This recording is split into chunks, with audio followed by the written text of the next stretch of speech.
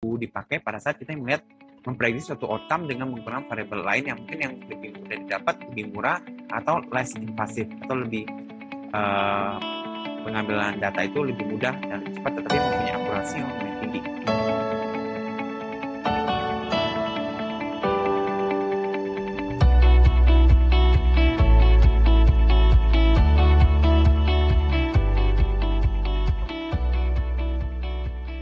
Regresi itu dipakai pada saat kapan? Uji regresi linear ya, dipakai pada saat ingin melihat hubungan variabel numerik terhadap numerik juga. Ya, bentuknya orang sebutnya to regress ya. Jadi kita yang melakukan suatu prediksi variabel outcome dengan menggunakan variabel lain, variabel x-nya. Contohnya bentuknya persamaan seperti ini. Y sama dengan A tambah beta 0 tambah X. Atau ada beberapa yang menyebutkan Y sama dengan beta 0 tambah beta 1 X1. Ya, bentuknya pola seperti ini. Ini untuk regresi linear sederhana. Tentunya ini bisa dipakai pada saat yang variabel exposure outcome dan bentuk numerik. Nah, hari ini kita akan masuk uji regresi linear sederhana. Kita akan menggunakan dataset lbw.sav. Oke, sudah buka datasetnya. Cara untuk melakukan uji regresi linear sederhana adalah klik analyze, kemudian sudah masukkan regression ya, regression, kemudian klik yang linear. Sudah masukkan variabel independennya. Dalam hal ini saya melihat hubungan antara berat ibu, apakah berat ibu mampu memprediksi berat bayi, weight of mother-nya LWT ke dalam variabel independen. Kemudian berat bayinya LBWT masukkan dalam bentuk dependent. Klik OK. Sudah akan mendapatkan outputnya seperti ini.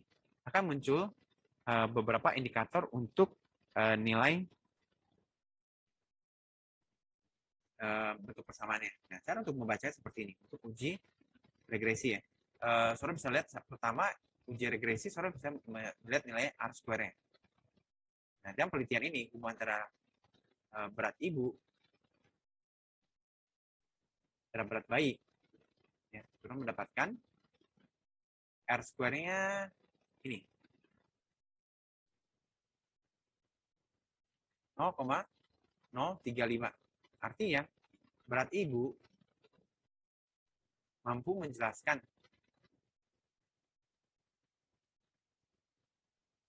berat bayi sebesar 3,5%. Sisanya 96,5% dijelaskan oleh variabel lain.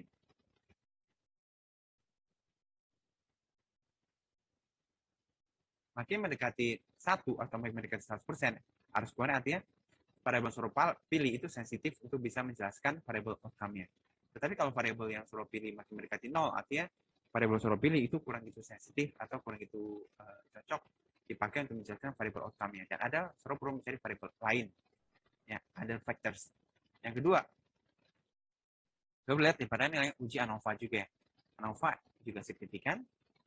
Dan terakhir, suruh lihat daripada uji ini ya. Ini hasil daripada uji regresinya. Hasil signifikansinya, nilai P-nya. Ya, sudah lihat nilai P-value-nya itu 0,000. Itu sebenarnya bukan 0 ya, tapi mungkin karena 4 digit di belakang angka itu terbatas ya, sehingga saudara akan mungkin lebih tepat tuliskan P-value kurang daripada 0,0001 ya.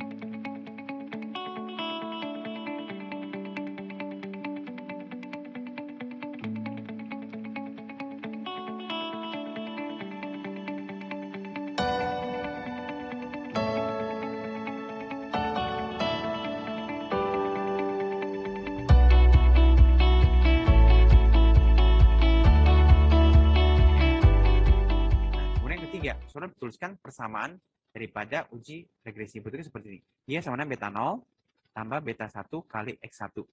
Kalau dalam penelitian ini, saudara melihat berat bayi. Ya, berat bayi dalam satuan gram itu sama dengan ini ada beta 0-nya. Koefisiennya 2 369,72 ditambah beta 0. Beta 0 atau beta 1. Beta 1 ini nih. 4,429 dikali berat ibu. Ya. Jadi berat bayi rumusnya 2.369,72 ditambah 4,29 berat ibu. Nah, saudara coba bikin simulasinya dalam bentuk Excel. Ya. Oke, ini adalah cara untuk menuliskan hasil daripada uji regresi. Nah, saudara lihat ya, bentuk variabel seperti ini ya. Kalau saudara mau tambahkan variabel X-nya atau variabel berat ibunya.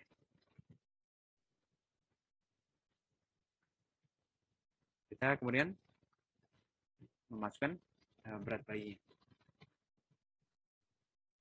Gram. Itu ya. Variabel 1, berat bayinya, anggap misalnya berat ibunya sekitar misalnya 60 pound ya. Untuk memprediksi berat bayi, saudara tinggal masukkan variabel ini. Ya, saudara masukkan persamaannya gini, sama dengan 2.369,672 ditambah 4,429 dikali klik bagian yang shift 8 untuk asterik, kemudian masukkan kiri nih. Arahkan ke bagian variabel yang saudara prediksi. Klik oke. Jadi bentuknya seperti ini ya. Saudara bisa simulasi kalau beratnya klik copy di copy paste ke variabel berikutnya. Misalnya saudara masukin ini variabel bentuk berat ibunya 65 pound, maka berat bayinya akan berubah. Kalau ini 70 pound, 7 berubah. Kalau ini 80 pound, 7 berubah. Ya, ini ada bentuk daripada uji regresi linear sederhana. Oke, itu aja. Terima kasih. Kalau ada pertanyaan, silakan ajukan pertanyaannya bisa lewat email atau tulis di komentar di bawah berikut ini. Terima kasih. Selamat pagi.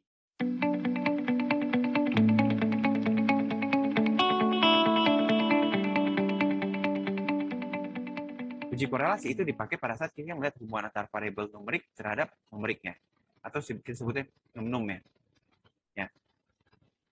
Variabel exposure-nya atau variabel I-nya dalam bentuk numerik dengan satuan numerik ya. Skalanya dalam bentuk rasio atau skala pengukuran yang pokoknya bentuknya dalam bentuk numerik.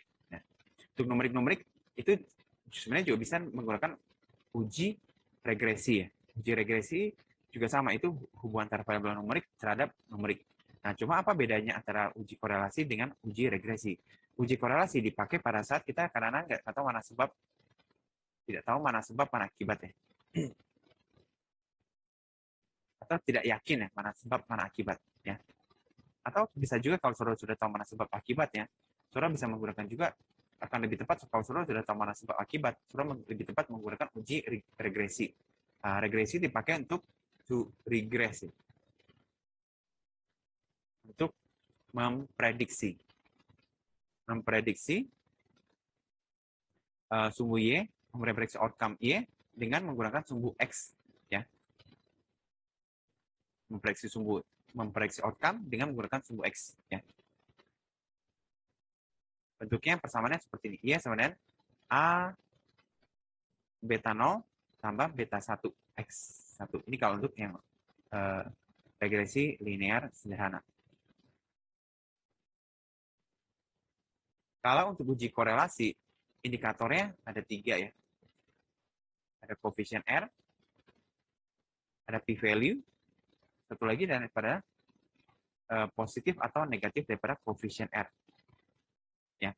Nah, sebelum melakukan uji korelasi, saudara perlu melakukan namanya uji normalitas data. Baik pada variabel X maupun variabel Y-nya. Kalau dua-duanya normal,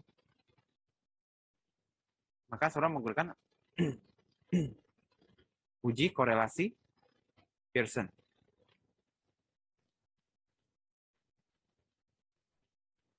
Ya. Tapi kalau ada satu yang tidak normal,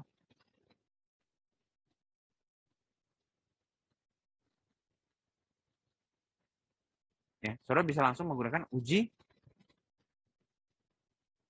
korelasi Spearman. Ya.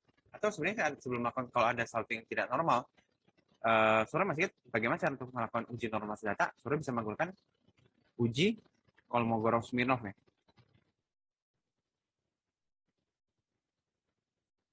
Kalau untuk sampelnya N-nya minimal 30, pakai uji Kolmogorov-Smirnov. Indikator adalah kalau nilai P itu lebih besar daripada 0,05, itu artinya data normal.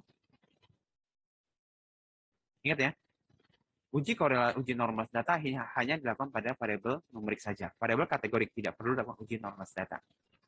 Yang kedua, saudara bisa, kalau sampel itu kecil, saudara bisa menggunakan uji Shapiro-Wilk. Ya, untuk N yang kurang daripada 30. Ya, indikator sama. Kalau nilai p-value itu lebih besar daripada 0,05, itu artinya data normal.